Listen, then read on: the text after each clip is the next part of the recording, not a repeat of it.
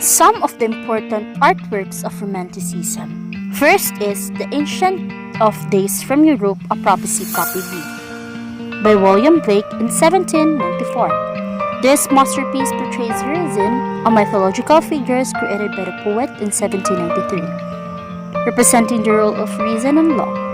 This painting illustrates the image of God who set a compass upon the face of the earth in the book of Proverbs. It relief etching with hand coloring. Courtesy Glasgow University Library, Glasgow, Scotland. The Ancient Days served as the frontispiece to Blake's book Europe, a Prophecy in 1794, which contained 18 engravings. This image depicts Urizen, a mythological figure first created by the poet in 1793 to represent the rule of reason and the law, and influenced by the image of God described in the book of Proverbs as one who set the compass upon the face of the earth. Depicted as an old man with flowing white beard and hair in an illuminated herb surrounded by a circle of clouds, Urizen crouches as his left hand extends a gold compass over the darkness below, creating a containing the universe. Blake combines classical anatomy with a bold and energetic composition to evoke a vision of divine creation. Blake skewed traditional Christianity and felt instead that imagination was the body of God.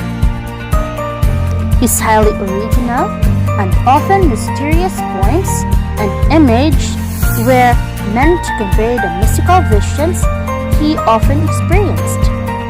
Europe, a Prophecy reflected his disappointment in the French Revolution that he felt had not resulted in true freedom, but in a world full of suffering as reflected in England and France in 1790s. Like known, during his lifetime, Blake's works were rediscovered by the pre-Raphaelites at the end of 19th century, and as more artists continued to rediscover him in 20th century, he has become one of the most influential of the Romantic artists. The second is Los Capricos, The Sleep of Reason Produces Monsters, Plate 43, by Francisco Goya in 1799. This print is one of the 80 numbered and titled plates of Goya in his Los Capricos series. This series illustrates the dark subject matter and mood. His contempt for the pre-Enlightenment practices popular in Spain in the later 18th century. This series is profoundly significant to the later surrealists like Salvador Dali, etching, Aquitaine, Dry Point, and Burn, courtesy the Metropolitan Museum of Art. Los Capricos on February 6, 1799, Francisco Goya put an advertisement in the Diario de Madrid, a collection of prints of Capricos subject. He tells the reader, invented and etched by Don Francisco Goya, is available through subscription. We know this series is 80 prints as Los Capricos, Caprices, or Toles. Los Capricos was a significant departure from the subjects that had occupied Goya up to that point. Tapestry, cartoons for the Spanish royal residence, portraits of monarchs and aristocrats, and a few commissions of church ceiling and altars.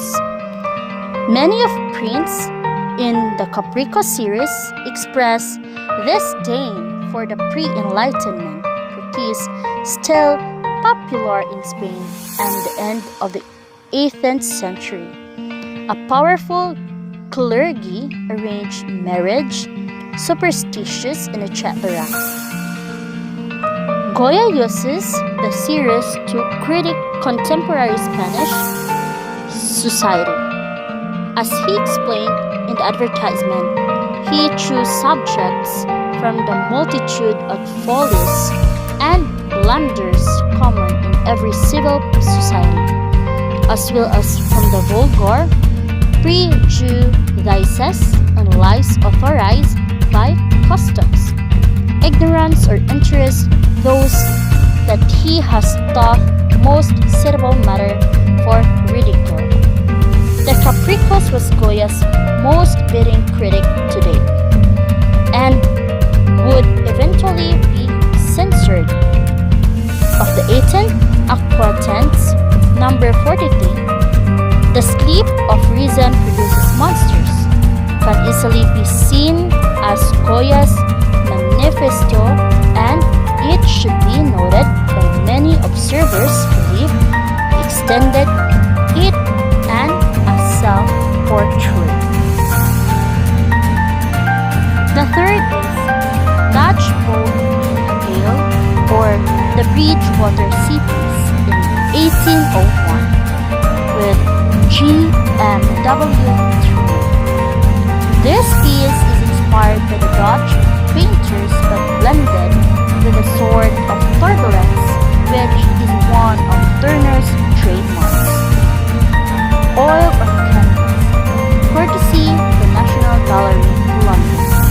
Dutch boat in a gale was commissioned by the third Duke of Bridgewater as a companion piece for a 17th century seascape, Ships on a Stormy Sea by Willem van Velde the Younger. In this painting, Turner shows ominous clouds and a stormy sea with boats struggling on the rough water. It contrasts to the companion piece, Turner's boat low domed to collide, conveying a sense of danger. This piece from 1801 is evidence of the influence of Dutch painters in Turner's early work, but already with a sort of turbulence features it in that become of a Turner's hallmarks. And the fourth is Didham Vale in 1802 by John Constable. This is one of Constable's first significant paintings which illustrate his reverence for nature, painted between the Napoleonic battles the subsequent year. Oil on canvas, courtesy Victoria and Albert Museum, London.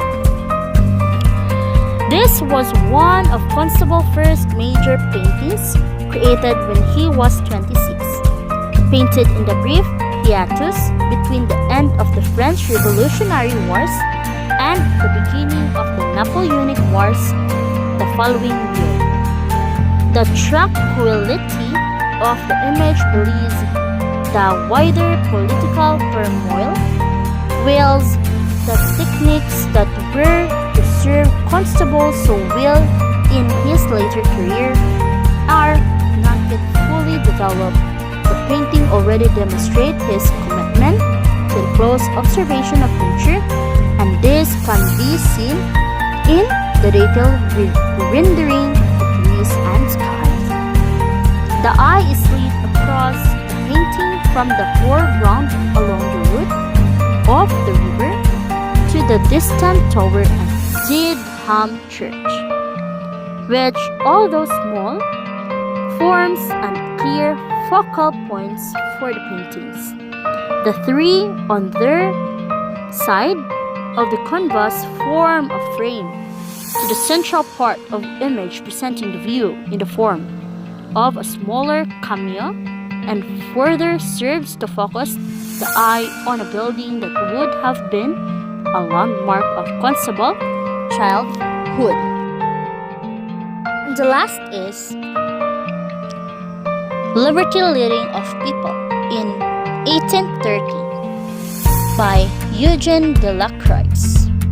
This masterpiece depicts the historical event in honor of the brave revolutionaries during the French War. These iconic works of Delacroix became the symbol of revolutionary. Oil on canvas, courtesy collection of Louvre, Paris, France. Delacroix painting, 28th July, Liberty, leading the people, featuring individuals of various ages charging across the canvas lettered with dead bodies.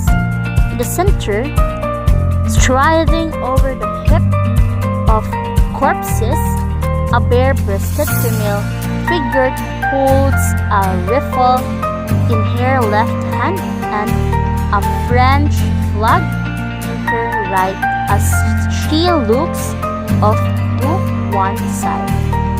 To her right are two men, one in a white shirt, brandishing a sabre, running beside a formally dressed man with black jacket, tie, and top hat holding a musket. To the woman left is a young boy brandishing two pistols. The background is filled with smoke and devastation, and just the barely visible outline of